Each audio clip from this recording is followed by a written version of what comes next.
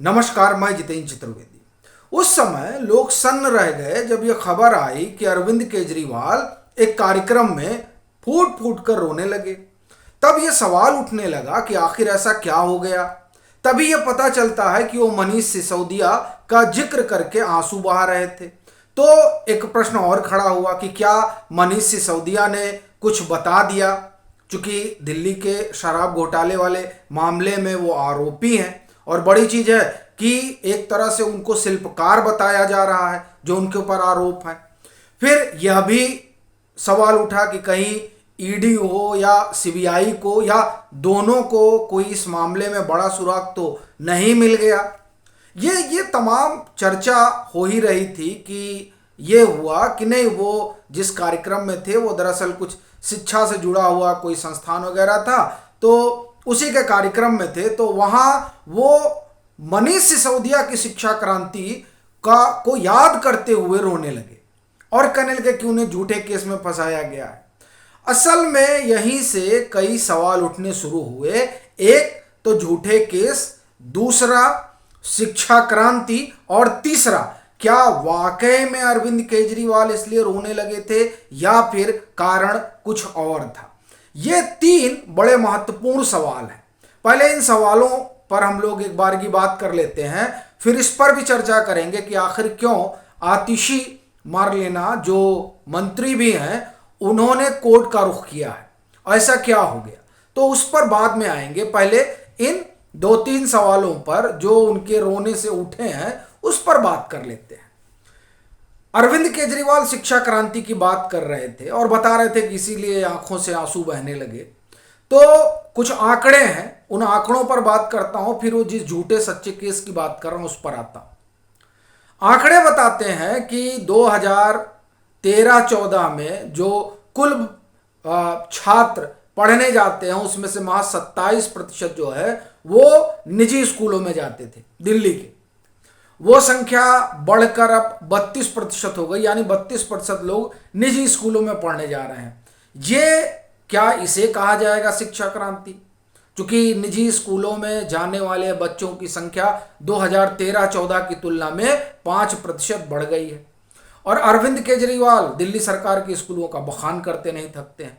इसी में दिल्ली हाईकोर्ट का वो ऑर्डर भी देखना चाहिए जो तब आया जब सोशल ज्यूरिस्ट नाम की एक एनजीओ गई दिल्ली हाईकोर्ट और उसने कहा कि साहब आपने पहले कहा था कि आप शिक्षकों की भर्ती करिए, लेकिन ये सुन ही नहीं रहे, मतलब आपकी ही जो कही गई बात है उसको नहीं मान रहे हैं। तो कोर्ट ने कहा कि आप जो है भर्ती करिए, और कुल अगर एमसीडी के स्कूलों और दिल्ली सरकार के स्कूलों को मिला लिया जाए तो कोई 20,000 के आसपास पद खाली हैं। तो अब इसे शिक्षा क्रांति के रूप में देखा जाए, ये अपने आप में बड़ा सवाल है। और फिर ये जो रोने वाला मसला है, ये रोने वाला मसला इसलिए है कि उन्होंने बड़ा अच्छा काम किया, या इसलिए है कि अब वो जो काम करने जा रहे हैं वो दरअसल अरविंद केजरीवाल के लिए समस्या का सबब बन सकता है। ये सवाल इसलिए खड़ा हुआ है क्योंकि वो कह रहे हैं कि उन्हें झूठे केसों में फंसाया गया है, यानी फिर वही बात कर रहे हैं कि उनको एक तरीके से फ्रेम किया गया है मनीष सिसोदिया को दिल्ली के शराब घोटाले वाले मामले में।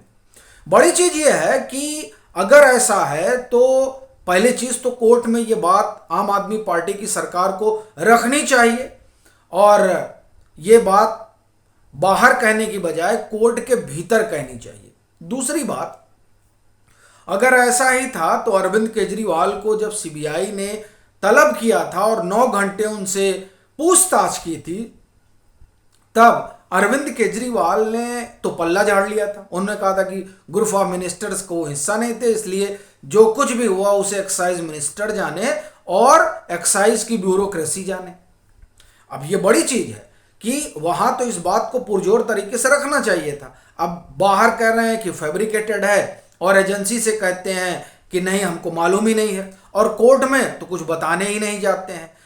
इसीलिए ये सवाल उठ रहा है कि जिस तरीके से इंटरिम बेल रिजेक्ट हुई मनीष सिसोदिया की, और उसमें जो दो बड़ी चीज निकल कर आई वो ये कि एक तो जो लीगल ओपिनियन आई, जो जो उस समय राहुल सिंह, जिनको ये जिम्मेदारी मिली हुई थी कि आप इसे थोड़ा फ्रेम करिए, उस लीगल ओपिनियन को दरकिनार कर दिया गया। और दूसरा, जो विशेषज्ञ समिति की रिपोर्ट थी जिसमें कहा गया था कि जो व्यवस्था चल रही है वही ज़्यादा ठीक रहेगी, यही लीगल ओपिनियन भी थी। तो ये दोनों ही चीज़ें जो है वो आम आदमी पार्टी की सरकार को नहीं सुहाई। यानी प्राइवेट प्लेयर और वो जो साउथ ग्रुप वाले थे उनको फायदा पहुंचाने के लिए जो तमाम तरह की सलाह मिली थी, उस सलाह को खारिज कर दिया गया।